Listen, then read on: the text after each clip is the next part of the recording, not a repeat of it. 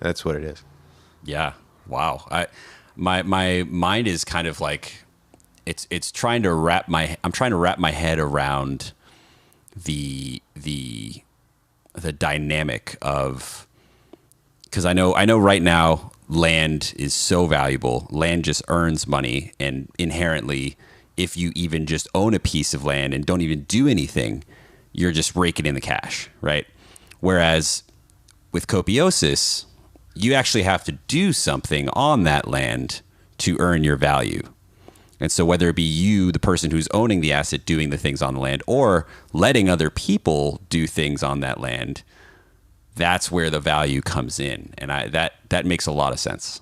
It doesn't attack generational wealth, but it says that today the most wealthy people and the people that are separating themselves from the others are the ones that are doing the most good. So you could come in with a lot of NBR, right? Or inherit, or have some kind of way of having your family give you land that you create a passive, flow from it. But unless you're actively doing something, then you're not going to keep pace with the rising economy.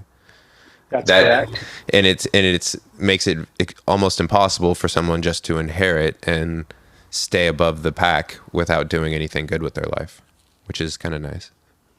Could threaten some people, but not me.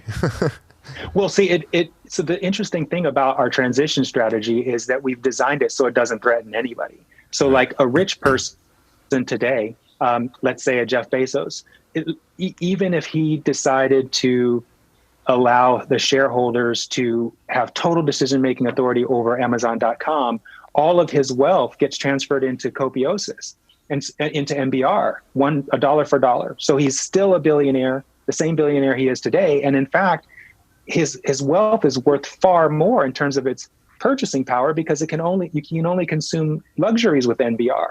Everything else that he would need that's a necessity comes to him at no cost, including the labor that he might need to maintain all the stuff that he might have in his personal possession. So his assets have value, but no cost, because he doesn't need to pay anybody to maintain those pieces of property. So his net wealth goes up tremendously as a result of transitioning into Copiosis, because the wealth is no longer needed to give him access to the necessities he needs, him or his family. So there's no reason for a really wealthy person to resist what we're doing, because they benefit too.